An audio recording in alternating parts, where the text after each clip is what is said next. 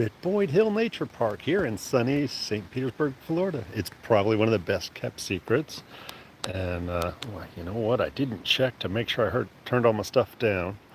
So let's make sure I got the right stuff up and the not right stuff off. All right, I think I did it right this time.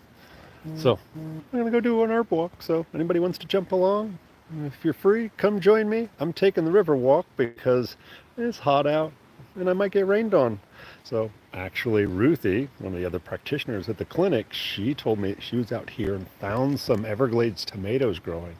I'm gonna see if I can find it. So let's see if we can find this hidden trail with the Everglades tomatoes. Yeah, gotta show off the place. There we go. So, whoops, that did not work. There we go, that worked. So if you don't know it, I'm right by the entrance. I actually have a membership, so I swiped my card, but I think it's just $3 to get in here, right off of MLK. And it's just such a lovely place to wander around. I always enjoy it. I could just sit here and I don't know if there's Wi-Fi here, but I bet there is. And one of the nice things is if you have bottled water or something like that, they have water stops constantly through here. It's cold water. That may not be good for your spleen chi from Chinese medicine, but boy, it feels good when you're out here and it's so hot. Yay, somebody's here.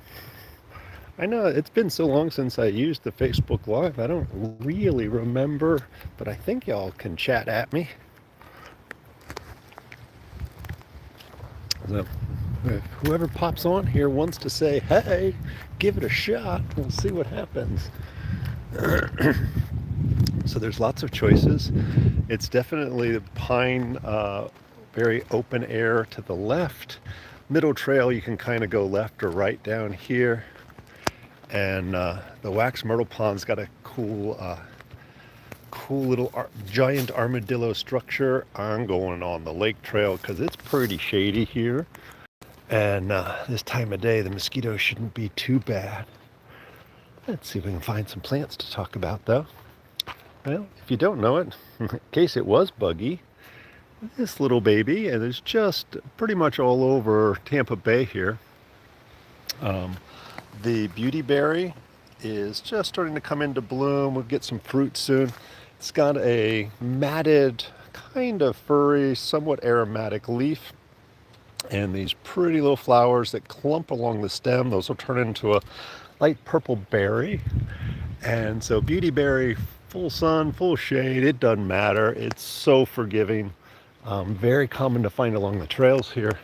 And it is my go-to as a mosquito repellent. Rubbing it on frequently because you're going to sweat it off. You can make cool medicine. Oh, good. Hey, Anonymous. I'm not sure about that, but cool. Good, there's a good stream. And actually, you reminded me to take it off of whatchamathingy. I always forget to do that. And so I'm going to, well, okay, maybe I'm not. Oh, wait, yes, there we are. Hopefully I don't lose everybody. I'm going to take it off of Wi-Fi because we're going to lose Wi-Fi pretty fast.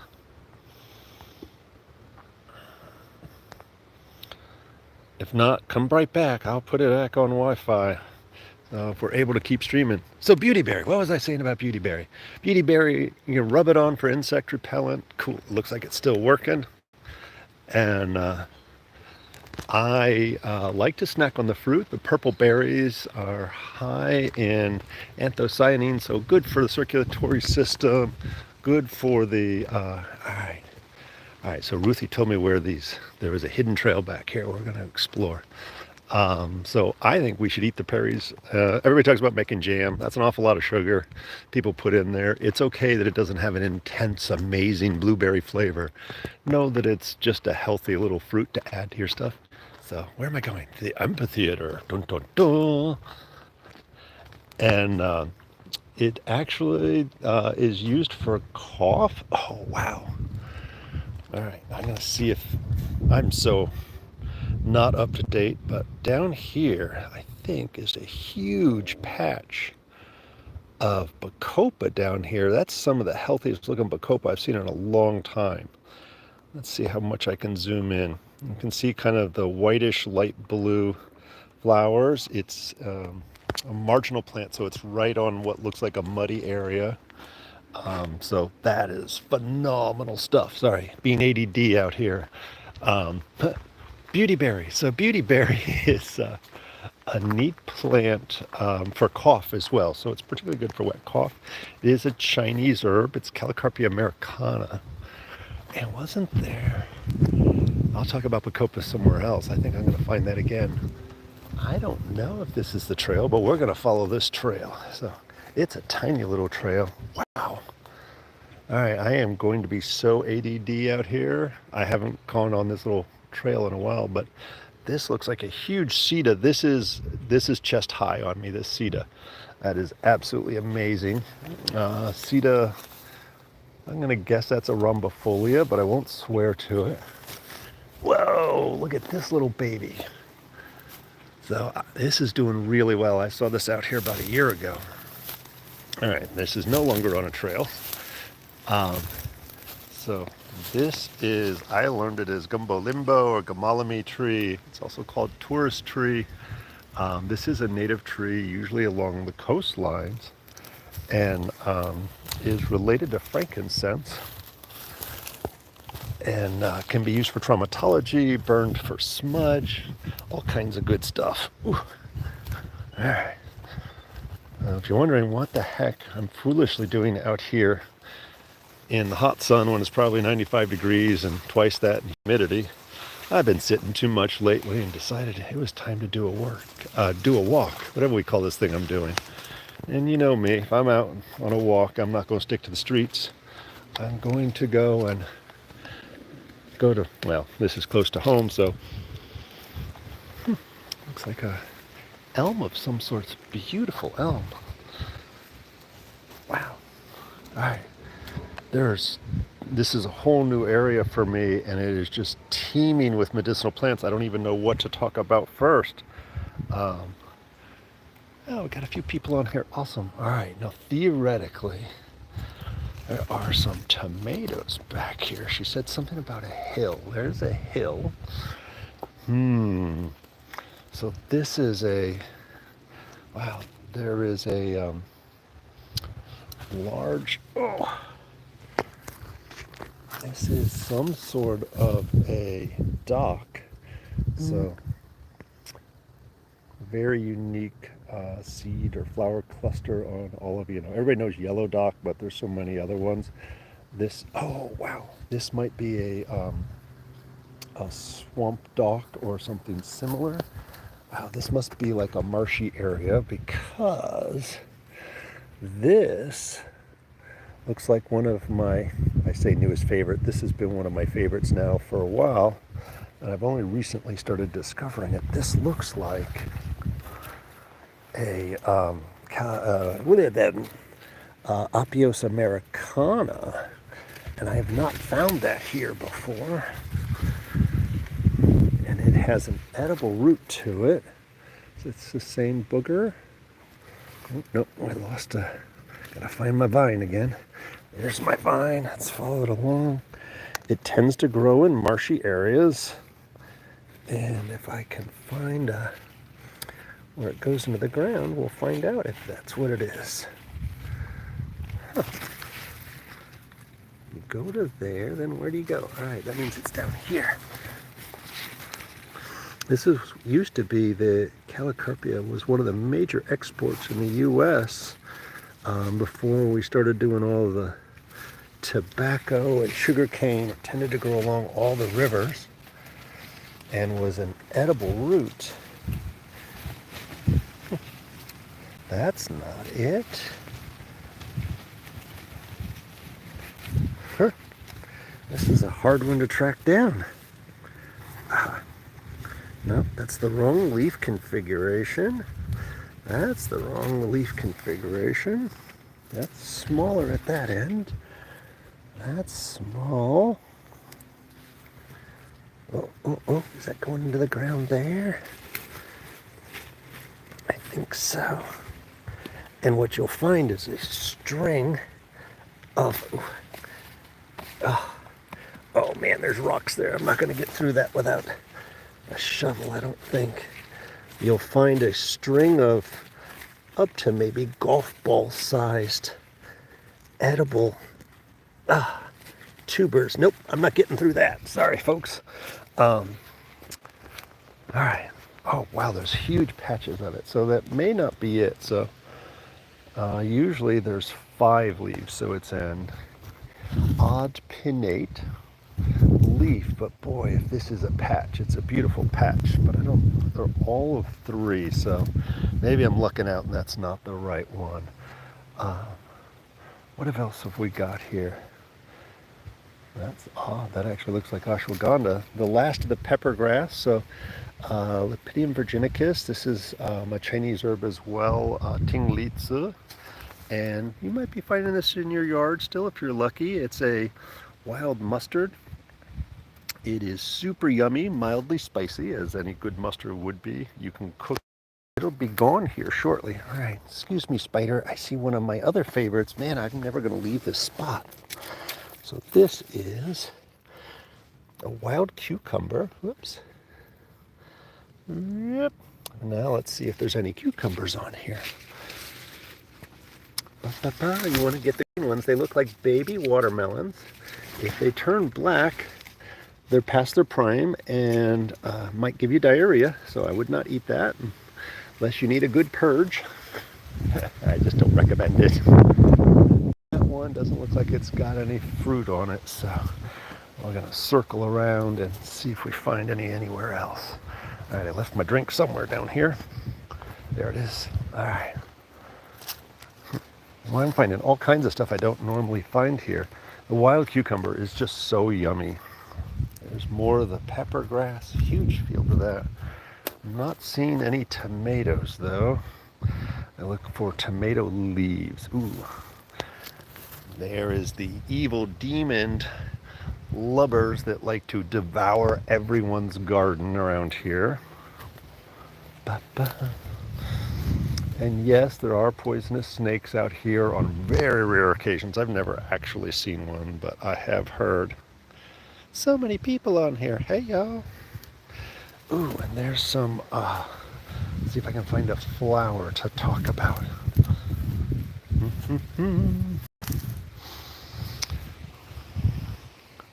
So, beautiful little patch of Spanish needle, the Biden's alba.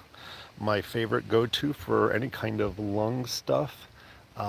It's also a nice vegetable, and that can be cooked up as a green. It tastes best when it's not in flower for yumminess, but and this grows everywhere in the south, the tropics and so forth, but it makes better medicine once it's gone into flower. And as far as I know, all the species, this one's Biden's alba, but there are a ton of other Biden species, Rosa, Bipinetta, Midas, all of those can be used for medicine with this. Oh, wow, I'm walking on a huge carpet of bacopa.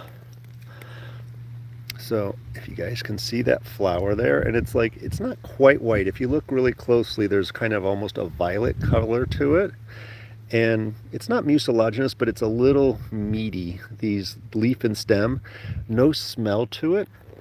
This is one of my favorite herbs for, man, it's everywhere. It's blanketing this because it's kind of a marshy area. We haven't had rain for like, I feel like 2 months. So there's it's all dry now, but normally we'll find this in the first few inches of a river or a pond or a marshy area. And so it is my wow, it's actually 6 inches deep here. Look at how deep that is on my shoes. You could harvest this. This is so nice. But it is my go-to for ADD, ADHD. Clearly I need some of it. I'm feeling very ADD today. No alligators. They do like these little creeks like that. I like to pair it with go-to cola, Centella asiatica. And I find the bacopa, also sometimes, there's a couple of herbs in Ayurvedic medicine that are called Brahmi. This is one of them.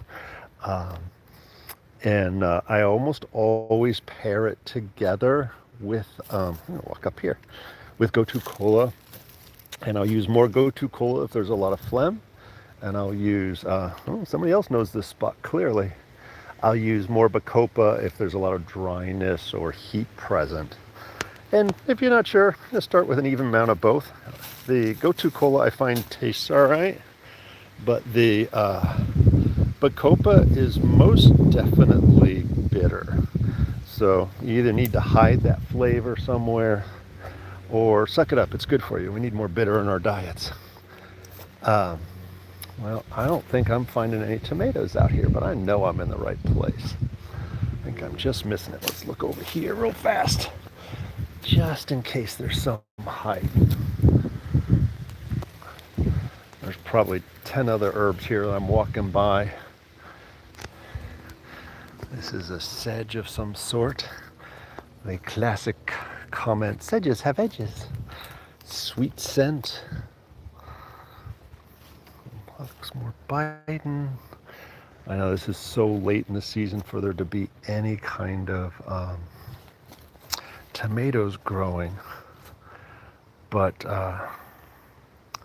somehow or another, those Everglade tomatoes will frequently survive through droughts like this. Somehow or another, they keep going, and I find they will seed and produce the same plant as you had before. Oh, that's odd. So this is very unique. So this is lizard tail. It's a Saurus, I forget the full Latin name. And this is its infertile flower, kind of like a kava kava. It doesn't have a reproductive flower on it. It reproduces by rhizome, so you find clumps of it. It's so rare to find it in full sun like this. There are a few lookalikes, none of them will kill you. But if you pick a leaf, give it a rub, it smells really nice. It is used as a painkiller, analgesic, both topically, less so internally. It's more of a topical antimicrobial, so you can use it for wounds and things like that, but also anesthetic. Ooh, this path keeps going. I may have to keep wandering.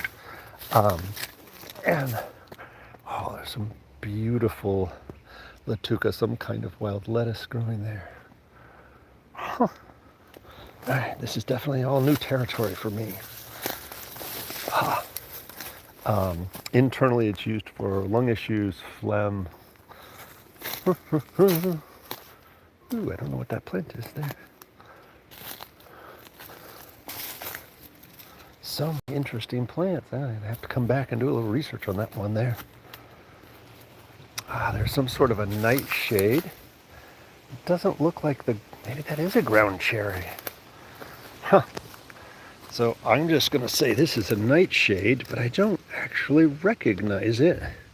So one of the easy tells, anytime you find a covering over a nightshade like this, it's a nightshade. So tomatillas, and they're usually some level of toxicity.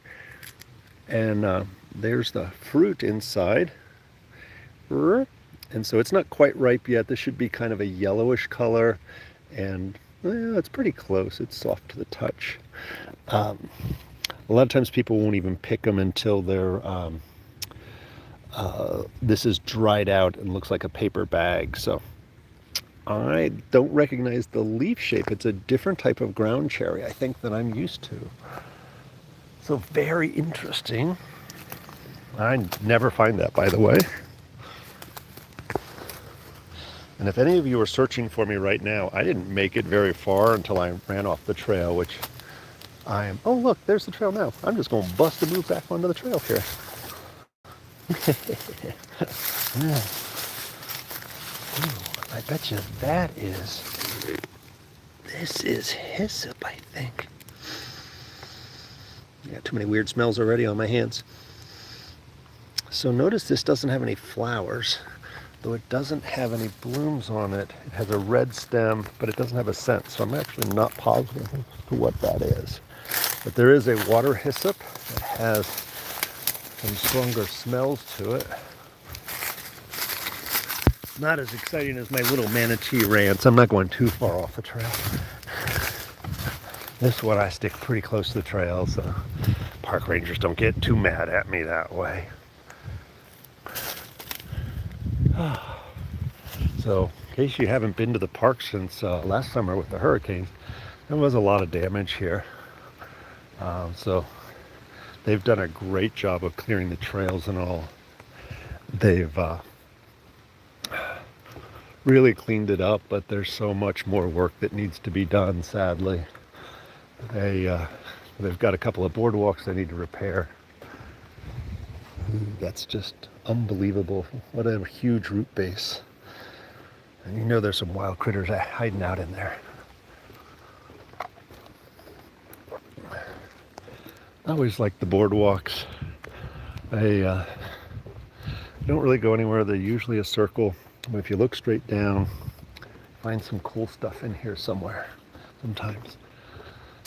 Actually was down here a couple of weeks ago, and there was a snake skin coming right out of this tree. It looks like somebody snagged it already. Dang it. It was pretty cool.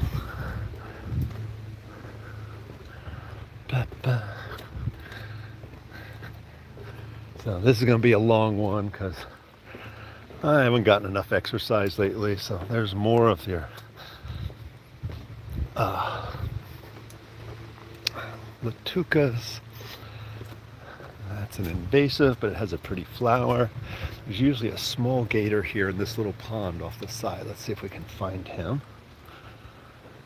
And this is a little creek that runs. I've never found the springs on this, but I hear there is a spring.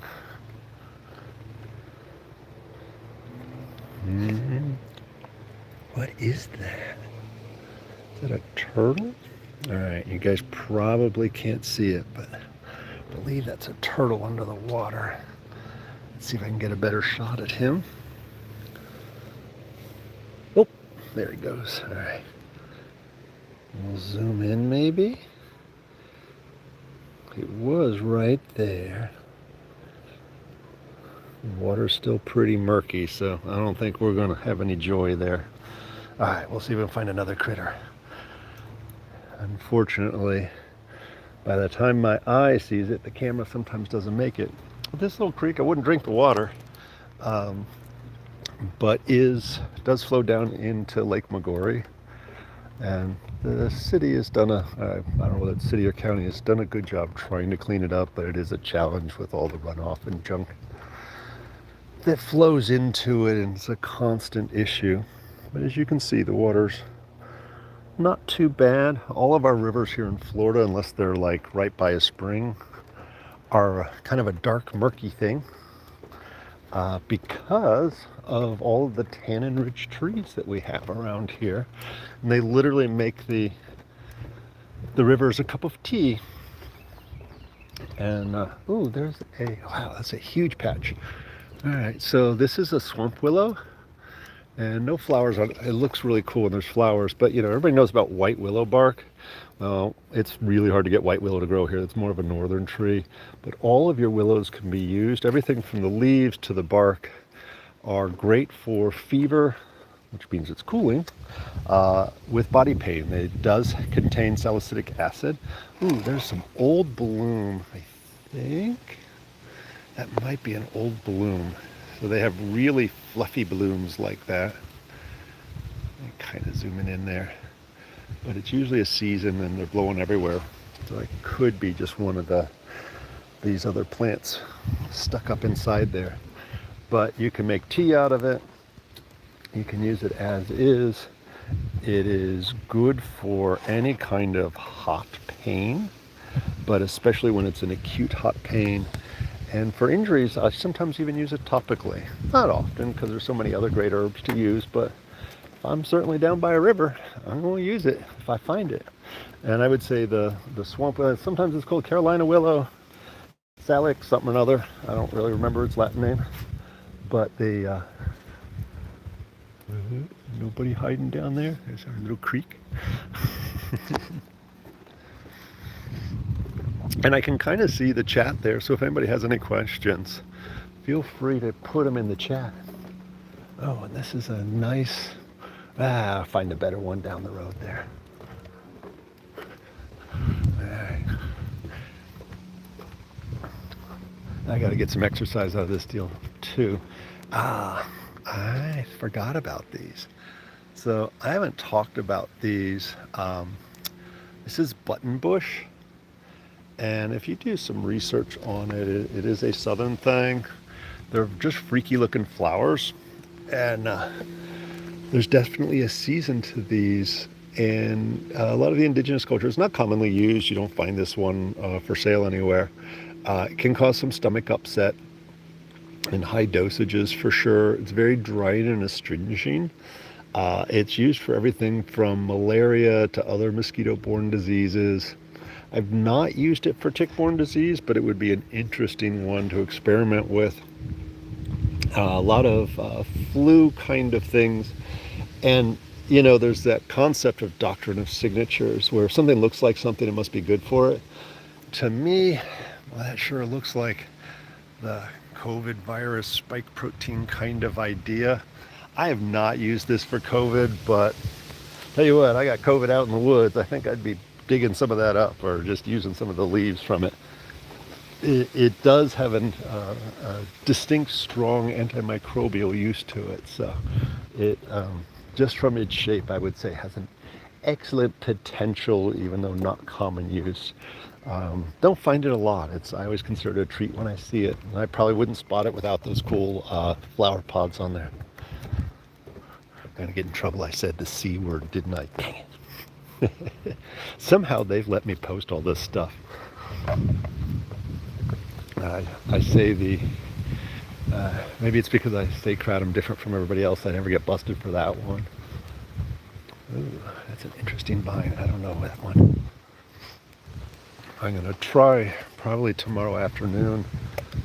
I'm going to do a video and I'll upload it onto here. I've been continuing this series of kind of doing a counterclockwise walk around the gardens at the school, so people can kind of like do their own guided walking tour of there. And if you don't know it, oh, that's a beautiful patch. So, you know, people are always like, oh, I want to learn all the edible and medicinal plants everywhere. I don't remember who said it, but they've definitely said, like, don't learn the edible and medicinal ones. Learn the ones you shouldn't be eating. It's a smaller list, and this is poison ivy. It is a huge patch. It is all over the place, and poison ivy sometimes has red stems, sometimes it doesn't. Leaves of 3, leave it be. And so this is a fairly hardy patch of poison ivy. Luckily it doesn't jump, but it is one of those plants that will give you some itchy, blistery, rashy stuff. And it's, if you don't know it, like if I think anybody spend time in the woods, they're going to get a little bit of poison ivy on occasion, especially if you have a bad habit of going off trail like I do and just wandering around, not always wearing the right clothing or shoes.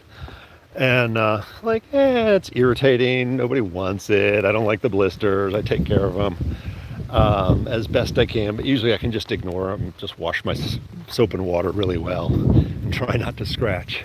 All right, we're back on the normal trail.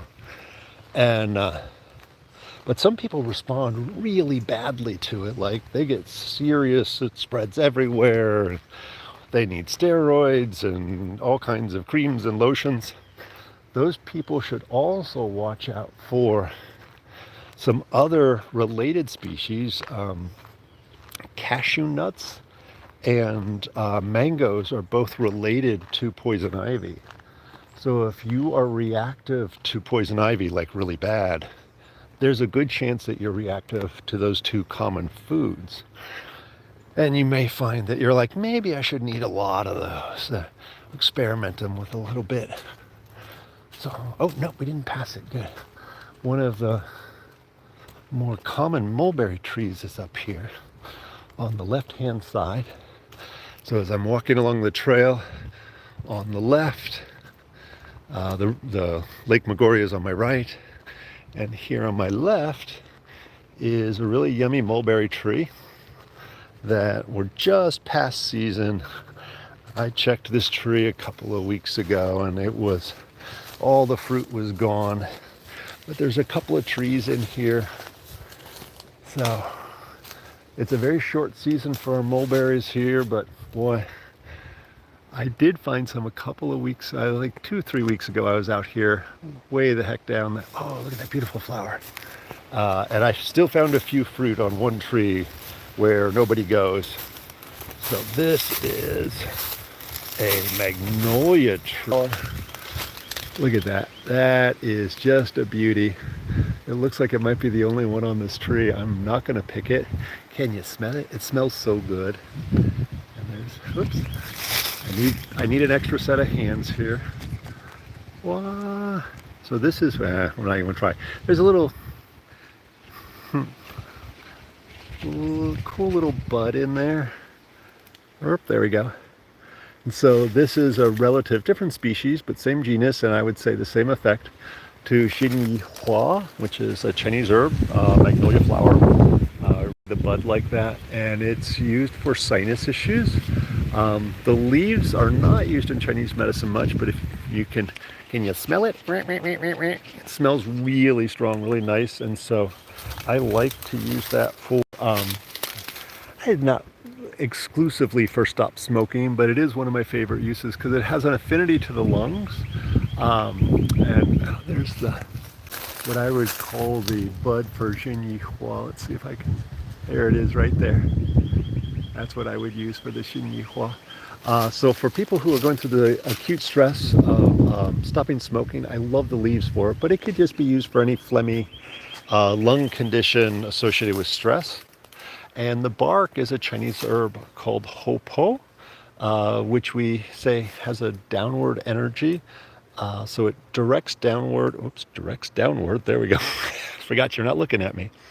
And for things that are stuck or tense or contracted in the throat. So we use it to guide things downward, and it is one of the chief ingredients in a disorder that's commonly called plum pit syndrome. It's the feeling of something caught in your throat. But you go to the doc and they're like, well, we scoped you, we don't see anything.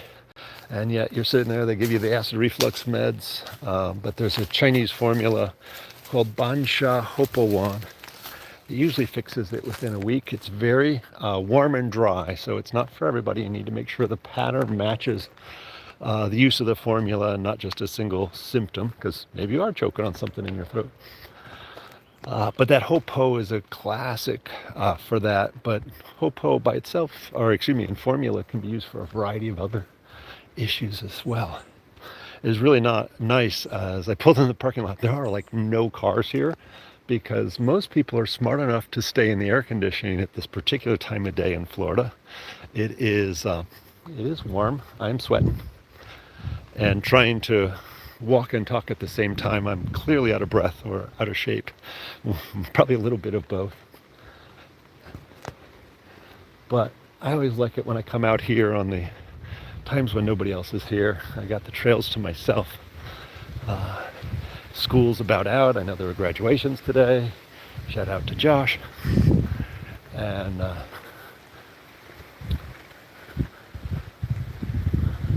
sometimes there's a really, they may have moved him out just because he was getting really big. And yes, it is probably dumb for me to go down to the water's edge. All right, I'm still on here. All right, it doesn't look like I lost anything. Good. I know in the news a lot, there's like somebody who got killed by an alligator, and that's certainly like, don't harass alligators. That's always a bad choice. But I did hear from some people who were in the know that somebody spooked the alligator, fell on top of it, ran over it with their boat, and it was more of a reflexive defensive action by the gator rather than it stalked and killed somebody in a boat. But that said, as it warms up, as the nesting season happens,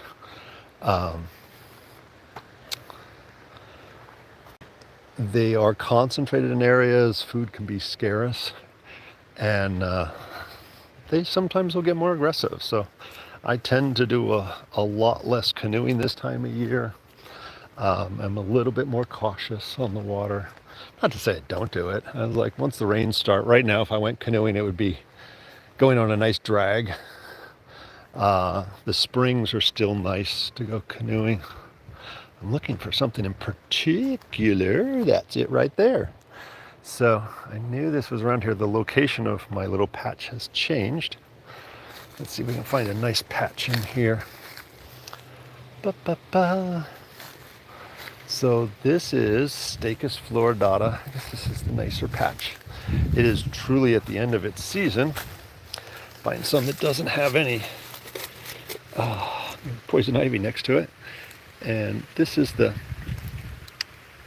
above ground parts, and this can be used for all kinds of stress related conditions. You can kind of see it square stem. Okay, I don't know whether you can actually see that. And the flower tops are kind of hard to tell, but they're a very classic mint looking top. Whoops, look at that. Took me a whole 2 seconds to find that. Look at that. That's why it's called rattlesnake root. So Florida betony, Stachys fluoridata, rattlesnake root. This is an edible, yummy tuber. The above ground parts are used for stress, PTSD, TBIs, and literally, if you haven't picked yours yet, look at all of those. Oh my God, they're just a dime a dozen. All right, I'm covering those back up. I'm bringing this as a snack later. Sticking that in the pocket.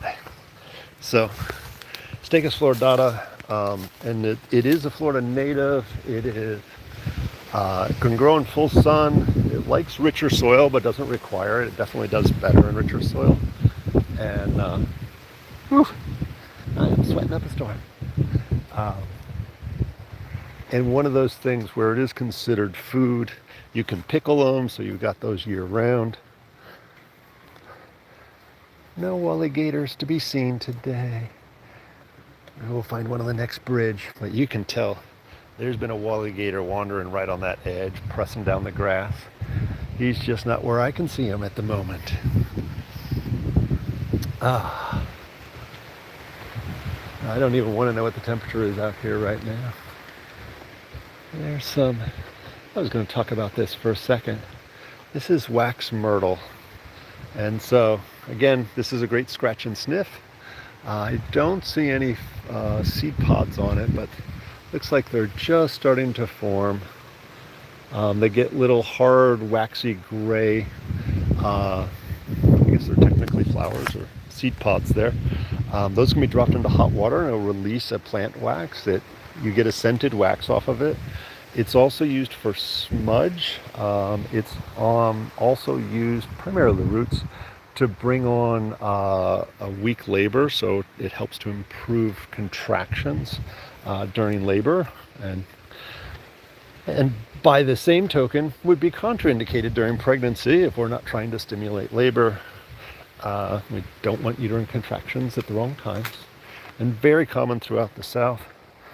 Ooh, there's a mythical grape. Somebody's already been out here today. We'll get a tan out of the deal today at the very least. Sometimes along here there is, up before the first water stop, I sometimes find some of that wild cucumber, which does make for a yummy snack. If you're in the Tampa Bay area, you'll also notice that your bitter melon's starting to come out. The suricey, if you're from the islands, which is great for blood sugar. It's used, honestly, I think that's one of the more common plants used in the islands. Like, it cures everything. It's very cold and dry, and so good for us phlegmy folks. It can be used as a digestive bitter. Couple of fun plants in here, but we'll find another spot to talk about them where I don't have to walk through the poison ivy, since I like these shoes. I don't want them coated with poison ivy oils. Nope, that's wild grape, not cerasee. I know in the garden there's a lot. If you don't know it, and sorry, selfless promotion, we did open the tea and coffee truck there at the school, at the clinic. We're there from 8 until 2 p.m. Thursday through Sunday. Once the weather gets a little bit cooler, we'll add 7 days a week on there and have a lot more events in the morning and the evening. We're going to end up with some evening hours. We'll probably expand the hours a lot then too. And we've also tomorrow, if you don't know it, and it is good to register. If you're going to join us online, definitely register. If you're going to be in person, register just to make sure we have enough seats. But my free herb drug interaction class is tomorrow evening at 6 o'clock. And so normally that would be our herbal open forum. You know, I mentioned there was good water stops all along the way. I say never, when you're in the woods, never pass up water stop. So let's see if I can do this. Hi y'all, I think I'm staring at everybody. I haven't been drinking my water yet, only a little bit. But that's a free class. I will upload that onto this YouTube page afterwards. So I'm going to try to stream it on Facebook Live as well as on the Zoom channel where we have the event scheduled. So I think it's a good, it's not a sales pitch. It's information. I find that's one of the big roadblocks to, oh my God, why can't I think of the name of that? I believe that is an edible that I don't happen to like, so I've forgotten the name clearly. These are banana trees out here. They've been here for as long as I've been coming out here. Every once in a while they have a banana on there. It's not a fine example, but this is all elderflower. There's some green elderberries. We don't use them green. We wait until they turn black. And elderberry, we just use the berry and the flowers. I always say the leaves are a little bit, leave that to topical application because there is some toxicity to the plant. Heating does destroy a lot of the alkaloids in there that are toxic. There's a few baby, oh, there's a baby gator right down there. Let's see if I put down this before he gets under the dock. Oop, there's a gator tail. Boop. Well, I don't know that anybody can tell, but that's a big old gator tail there. He's moving. Let's see if we catch him on the other side.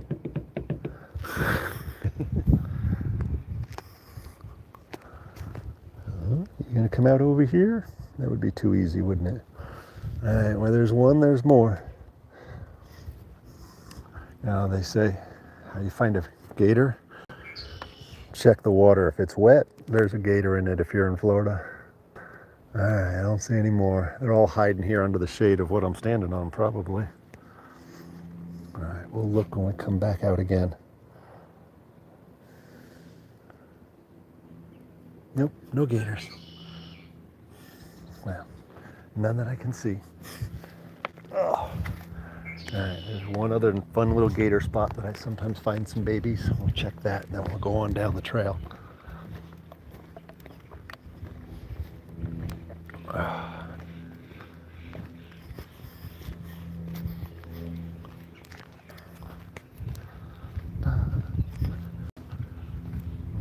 There's something over there. Anybody hiding out here? Oh, cattail. Got to talk about cattail. You know, you see a lot of survivalists and stuff like that. Oh, cattails, it's a miracle. And without a doubt, it has edible tuber. When the stalks there are really small, you can eat them roasted. I will tell you, cattail, especially the roots, taste like the mud they grow in. I prefer it for medicine, but also basket weaving. So I don't know if you can see this makes a really good weaving. You can make baskets easily out of this. It's pretty strong. And let's see if we can show off. So pu huang, which is cattail pollen. Oh, nope, none on that one. I need an older one. This one's just past eaten size. Usually when they're green, they're better for eating. Make sure I'm not stepping on anything exciting. Wow, there's no pollen in there. Oh, those are still... Usually they're a little softer. Yeah, I'm starting to get into the mud. Nope. Usually when you tap them, you get this big cloud of yellow. It looks like those over there are a little bit more broken down. They're also used to pack a wound. They'll absorb everything, so it makes for a quick tampon kind of thing. Not a tampon, but as more of a sanitary pad. All right, I'm gonna have to put you all down for a second. Ooh, there's a snowy egret that's just stunning. Gotta tie my shoelace before I fall on my face. Oh, it's a whole bird collection. An anahinga, snowy egret. I always call those coots, but it's not an American coot, and I don't remember that cool little guy's name. I am gonna put you all down for a second. Be right back.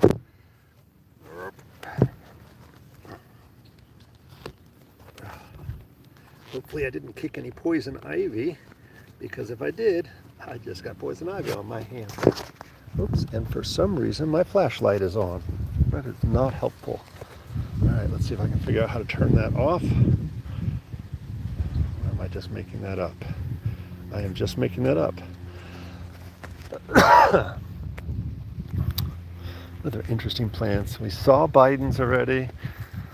That's sweet scent. I haven't worked with that much, but it is an antimicrobial. Here's a little ladybug. This is, oh my God. This is an analgesic herb. It's also used for Lyme disease, and I totally can't think of its name. It's also used as a fire starter. This is ambrosia, my favorite name of a plant. Ambrosia is used for you know it was ragweed, sorry. Ambrosia is used for seasonal allergies. So the trick to success with that is picking it before it goes into flower and releases its pollen. So I have to be careful. Here in Florida, it's kind of a pain because there's always some around with pollen on them. There's always somebody in flower. And you might not be able to tell. Anahingas are confused with cormorants. Anahingas have a pointed beak. Cormorants have a curved beak is my easiest way to always... There's some other subtle differences between them. We have a lot more anahingas than cormorants here in Florida. But the A for anahinga has a pointed A-frame beak. C for cormorant has a slightly curved beak. And both are water birds, so you find them in the same environment. I believe both, I don't see cormorants as much, but I believe both do this cool thing with the, I think y'all can see that. When they're sitting on a tree or something, they're airing out their wings so that the natural oils can expand on there so they float better. We don't want sinking birds, even though they're diving birds, they want to be able to come back up easily. So periodically after spending time in the water, they have to dry out their wings. Oh, our little gator friend, he's gonna hide. I don't blame him. He's smart staying in the shade. All right, well, I'm gonna go a little whiles longer on here. Let's find another plant or two to talk about. Oh, hi squirrel. He's probably gonna jump on my face and eat me, but little fluffy-tailed rat. I like squirrels. I'm gonna come back in my next life as either a squirrel or a dog. One of those two. They're both entertaining critters and seem to live a life full of joy. Oh, there's a great shot. So there's a nice close-up of elder. I don't see any fruit. This is another nightshade. This is not, well, technically it may be edible. I don't eat that one. You have to only eat it when the seeds are black. I don't think it tastes that good, and it's not enough fruit to irritate my body with, so I'll put that as maybe a survival food. Not when there's Bidens. I'd rather eat some Bidens. Shade and a slight breeze. There was some lipstick plant just starting to come into fruit when I was out here last time. And You might find some. It's our equivalent to achiote, anato. The anato, although it grows very well here, it is not native. But the lipstick plant has a similar purpose with a semi-permanent red dye, hence its name lipstick plant. As far as I know, it's not edible. I believe it has similar properties, antimicrobial, so used topically. But there was a little bit on this trail, and there was a center trail over a little ways that there is a lot more. I'll come back that way. Yeah. Shockingly, how long have we been going? I'm going to stop at around an hour here. Nobody wants to watch this long anyway. Seems like everybody likes the shorts. But I appreciate the couple of you that are staying and hanging out with me on my walk. But at an hour, I'm probably going to shut it down and walk a little bit more briskly with both my hands free. And I might put it back on for a little bit on the way back. I am going to go check on, I had found recently, I went on a different trail way back here and found a bunch of pawpaw fruit. It wasn't ripe yet, and so I've been trying to go back every few weeks to see whether it's softened up a bit. But there were literally dozens of plants and dozens of fruit still on the short bushes. And I didn't see any gopher turtles around because I wouldn't want to steal their lunch. But I am excited to see it starting to change color and soften up a little bit, and I'm not going to show you all where it is. So I will be turning this off at some points. Should have brought a handkerchief to wipe my face with, and probably a hat, because it is warm out here.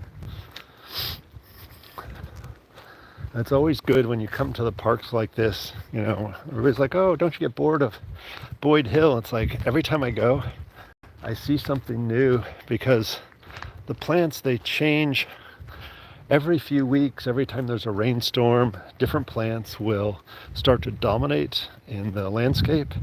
They'll be in different stages of development, and the more we can recognize the plants, not just in flower, but when they're young. Ooh. Not the Dioscorea we want, but that is a Dioscorea. And you notice that all of the veins in the leaf are emanating from the center where the stem attaches. I assume this is an air potato, which is technically a Chinese herb. It's used rarely and is considered an invasive around here. They do Dioscorea or air potato walks to clean up all the potatoes, because they do propagate really fast and push out some of our native species. So it is a bully, but it is a good teaching tool to recognize Dioscoreas. And for any of you who are inland or further up north, oh, that looks like that might be Monstero. Those sell for a lot of money and get an edible fruit. I have to keep an eye on that. I'm never sure until I see the fruit, because there are some lookalikes. Split leaf philodendron looks like it, and I honestly don't know how to tell the difference between the two. But yeah, the more we start to recognize the changes in the natural environments, what they look like, and all their stages of growth and development, the better we get to know the plants.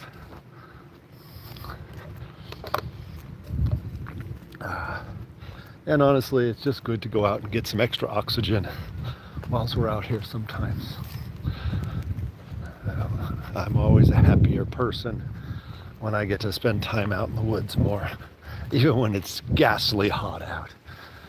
Get the blood flowing and get my vitamin D dosage for the day.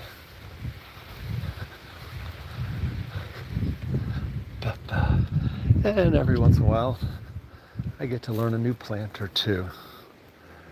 And that might be a huapato. Oops. I'm gonna cancel that spam call.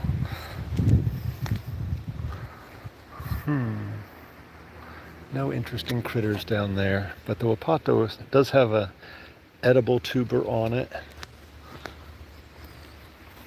I'm not going to dig that one up. That one requires a shovel.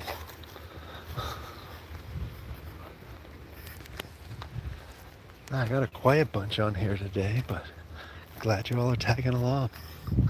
So, I think I said tea truck Thursday through Sunday. There's hammocks now in the garden. I'm going to bring some outdoor furniture that I've got extra and bring that over. And so the yard is utilized. We've got mister fans that we can put out if people want to hang out, and some Wi-Fi, fun stuff like that. Watch for all kinds of fun things coming up, especially as it cools off. But I encourage you to come now and check it out. Tomorrow night is Herb Drug Interactions, the foundations class. I think we're doing the endocrine system this weekend. Always one to blow people's minds. And then coming up, I think in 2 weeks, it's open to everybody, is the master classes I've got just on Saturday. I'm doing one on auricular therapy where, honestly, in 3 hours I can teach you about ear seeds that are used for stress and pain. Phenomenally effective for quickly giving probably 50 to 100% pain relief for so many folks. So we'll look at some ways to do that, learn how to do some evaluation on the ear. And then on the afternoon, I'm going to be talking about spiritual and medicinal use of our tropical plants, obviously with a focus on Florida, but I might branch out a little bit on some of the things that maybe aren't native that we can grow here. Ooh, well, there's a surprise. And of course, this tonight's actually part of the Ayurvedic series. This is a broadleaf plantain, Plantago officinalis, or Plantago major, excuse me. The seeds on this, Chechienzi, the leaves are Chechiensao. This is used internally and topically, non-healing wounds, antimicrobial, and all of your plantains can be used the same, and just that very distinct seed stalk. And and on the underside of the leaf you can see the very pronounced veins. Our Florida varietal of this is a little furry, a little pelusa. It can be used as a pot herb. When they're young, before they go into seed, is when they taste best. I like it for any kind of non-healing wound. It's good for infections. It's a drawing action. It's a great herb to add into ulcerative colitis or Crohn's disease, any kind of weakness in the bowels. And because it's considered a vegetable as much as anything else, I generally consider it very, very safe. All kinds of interesting plants down here. Nobody exciting that I want to talk about. I want to go that way or that way. Let's walk down this way a little ways. So, there's also a mushroom class. Ruthie is going to be talking about cordyceps. I think the next anatomy and physiology for the herbalist. I think the next one is on lymphatic and immune system. Check out the website. Check out Facebook. There's lots of stuff. Somebody's walking through the mud down there. Oh, the breeze feels good. Hallelujah. Oh, there's a little surprise right there. This is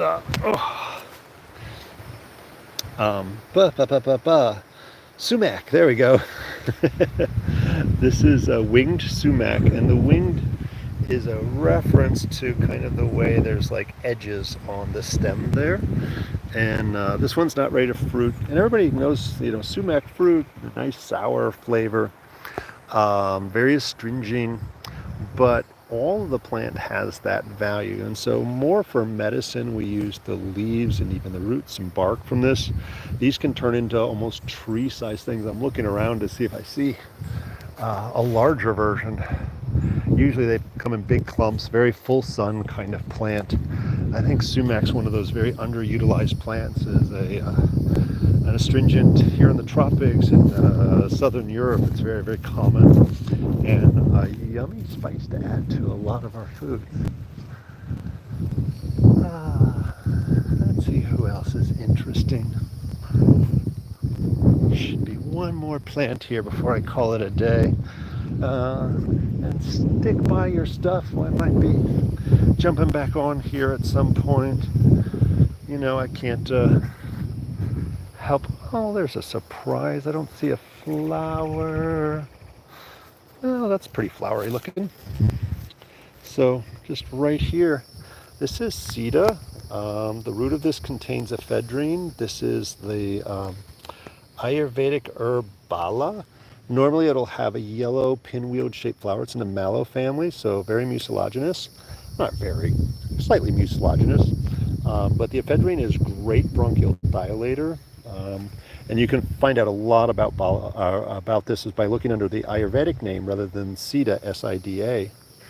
And you'll find a lot more uses. It's tridoshic, which means it's good for all the different body types. But why I stopped and I was kind of surprised was this is spiderwort. And so normally we'd have like kind of a bluish purple flower on there. It's very mucilaginous, and so I use it the same way people like to use aloe, except this doesn't block the absorption of nutrients. You can also eat it. There's actually a very mild natural dye to the flowers. You see that purple color that's coming off of my fingers. I won't say it's permanent, so otherwise I would look like kind of Smurfish, because I do like to play with these flowers. And here's a weird thing, and you know, take it for what it's worth, but theoretically these blue flowers will turn pinkish if you're exposed to radiation. So, you know, next time you hear some explosions, check your spiderwort plant and see whether those were nukes that were dropped. This is a Florida native as far as I know, and grows full sun, sandy soil, very forgiving, and makes a beautiful ornamental to create a line on your path. It's great. So if you don't know, subscribe to the channel, subscribe to the email. Will spam you every couple of weeks with upcoming classes and articles. Follow the school or me on Facebook, and I hope we see you in some classes. All of our classes are both live in person in the classroom, or you can take any of the classes live online as well, and all of them are recorded. Everyone gets the recordings at the end of it. And I would say some of the classes are totally fine to do just online, but definitely some of them you want to try to be there in person. We have both a Chinese and a Western program. Check out traditionsherbschool.com to learn more about all the cool programs. Bye. Bye. Oh, wait a second. I can turn that so you can see me maybe. I always forget to do that. Bye, y'all. See you later. Let's see if I know how to stop this. It's so sunny I can't actually see. Well, I'm just going to press a button and see what happens.